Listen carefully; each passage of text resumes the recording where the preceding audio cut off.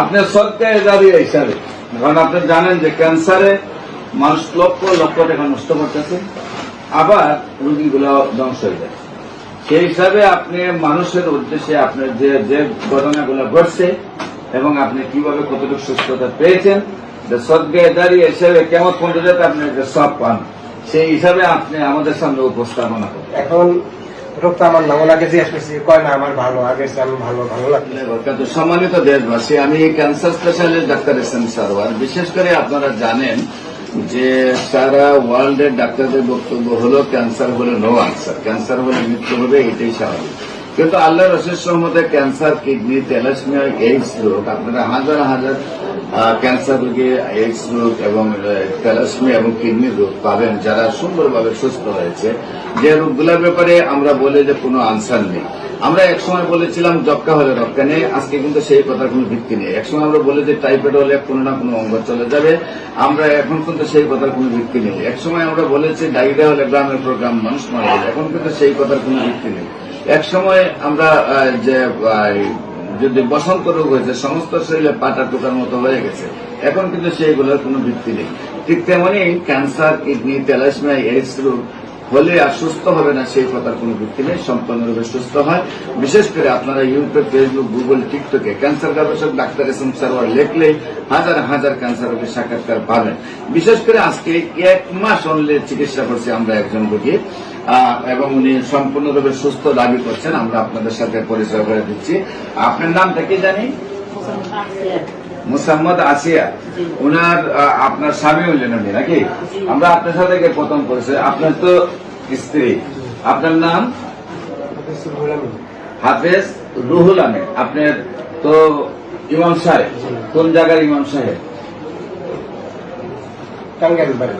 টাঙ্গাইল নাগরপুর জামি মসজিদের আপনার চরডাঙ্গা হাজিবাড়ি জামি মসজিদের আপনার খতিব। আচ্ছা, আপনি হাফিজ সাহেব। আপনার ওয়াইফের কি হয়েছিল এই ব্যাপারে তো আপনি জানেন বিস্তারিত এবং আপনি চিকিৎসা করেছেন।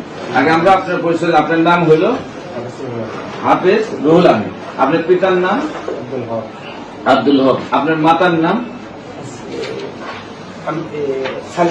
সালেহা বেগম। আপনার গ্রামটা চরডাঙ্গা, পোস্ট অফিস নাগরপুর জেলা টাঙ্গাইল। আপনার সরকারি দাঁড়িয়ে হিসাবে, কারণ আপনি জানেন যে ক্যান্সারে মানুষ লক্ষ লক্ষ টাকা নষ্ট করতেছে, আবার রোগীগুলো ধ্বংস হয়ে যায়। সেই হিসাবে আপনি মানুষের উদ্দেশ্যে আপনার যে যে ঘটনাগুলো ঘটছে এবং আপনি কিভাবে কতটুকু সুস্থতা পেয়েছেন, সদগায়ে দাঁড়িয়ে হিসাবে কেমন পর্যন্ত যাতে আপনি সব পান, সেই হিসাবে আপনি আমাদের সামনে উপস্থাপনা করেন। এখন রোগটা আমার না, ওনাকে জিজ্ঞেস করছি, কয় না আমার ভালো, আগে আমি ভালো লাগতেছে আর কি। আচ্ছা, প্রথম ডাক্তার দ্বারা কেন গেছিলেন এই পরীক্ষা করার আগে? পরীক্ষা গেছিলাম মূল রোগ। প্রথম কেন গেছিলেন, কি সমস্যা ছিল? প্রথম বলছে একটা ব্রেস্টের টিউমার হয়েছে, তারপরে আপনারা গেছেন পরীক্ষা করার জন্য, তারপরে পরীক্ষা না, ওইটা অপারেশন করছি, এরপরে আপনারা কোথায় কোথায় চিকিৎসা করছেন? মিরপুর আহসানিয়া কিমো, আহসানিয়া ক্যান্সার হসপিটালে আপনারা কেমো দিয়েছেন? কেমন দিচ্ছি, দেওয়ার পরে দেওয়ার পর বললো যে আমি মোটামুটি ভালো আর কি। তারপর যখন আপনার এটা শুনলাম, মোবাইলে সার্চ দিলাম, তারপর আছে তোমার কি অবস্থা, কিন্তু পয়লা এখানে জাম খারাপ লাগে। মানে ওই আহসানিয়া মিশনে চিকিৎসা করার পরে জাম মনে হয়েছিল, কিন্তু এখন আমার চিকিৎসা করেছেন 1 মাস। 1 মাস চিকিৎসা হলে আমার অনেক ভালো লাগে। এখন আপনার কি অবস্থা? আল্লাহর রহমতে আপনি ভালো। আপনি তো মনে করেন একজন বয়োজ্যেষ্ঠ ম্যান হিসাবে, মুরব্বী হিসাবে, হাফিজ সাহেবের ওয়াইফ হিসাবে এবং হাফিজ সাহেবের একজন মসজিদ ইমাম সাহেব হিসাবে, ওনার ওয়াইফ হিসাবে তো আপনি এমনি তো একজন বড় ভাগ্যবান মানুষ। দ্বিতীয়ত হলো আমি বলবো আপনাকে, আজকে আল্লাহ রাসূলের যে পরিমাণে পৃথিবী থেকে বিদায় নেওয়ার সময় অসুখ হয়েছে, জ্বর হয়েছে, বেহুশ হয়ে গেছে, আবার জ্বর হয়েছে, বেহুশ, এবার 6 বার রাসূল সাল্লাল্লাহু আলাইহি ওয়াসাল্লাম জিজ্ঞাসা করেছেন, তোমার কাছে কি, আমার কাছে কি হেফাজত আছে? বলছেন 3টা স্বর্ণ মুদ্রা তাড়াতাড়ি দান করে দাও। তো আল্লাহর অশেষ রহমতে অসুখ হবে নেককার বান্দাদের, সমাজের যারা যত বেশি নেককার তারা দুনিয়াটা হলো কষ্টের পর, সেই কষ্ট আল্লাহ আপনাকে দিয়েছেন, সেখানটা আল্লাহ আবার সুস্থ করছেন।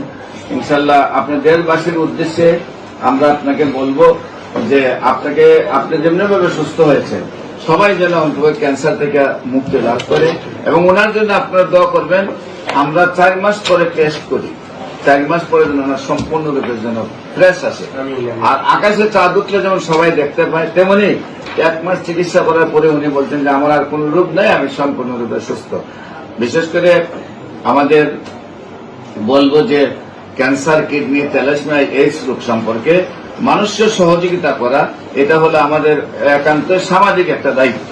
আপনারা যদি আপনারা আমার অফিস টাইমে, ওপেন খোলা টাইমে আপনারা আসবেন, আসলে আপনারা যদি বিভিন্ন রোগীর সাক্ষাৎকার নিয়ে দেখেন যে আল্লাহর অশেষ রহমতে অবশ্যই ক্যান্সার ভালো হয়, তাহলে আপনাদেরকে সহযোদ্ধা হিসাবে চাই আমরা সবাই মিলে বাংলাদেশ না সারা পৃথিবী থেকে ক্যান্সার মুক্ত করতে চাই। আমরা অলরেডি এখানে যে ডাক্তাররা আছেন সবাই ইনশাল্লাহ আমরা একজুট হয়ে কাজ করছি। আপনাদেরকে আমাদের সাথে সহযোদ্ধা হিসাবে চাই। আপনারা যে কোনো সমস্যার জন্য, বিশেষ করে আমরা বাইতুল মুকাররমের উত্তর গেট, আল্লাহ লেখা বরাবর একদম উত্তর গেটের অপর পাশে বাইতুল ভিউ লিফটের 11 তলায় বসি আমি, এবং হবিগঞ্জ শ্মশানঘাট। আপনার যে কোনো প্রয়োজনে স্ক্রিনে দেওয়া নম্বরে যোগাযোগ করেন। আসসালামু আলাইকুম ওয়া রাহমাতুল্লাহি ওয়া বারাকাতুহু।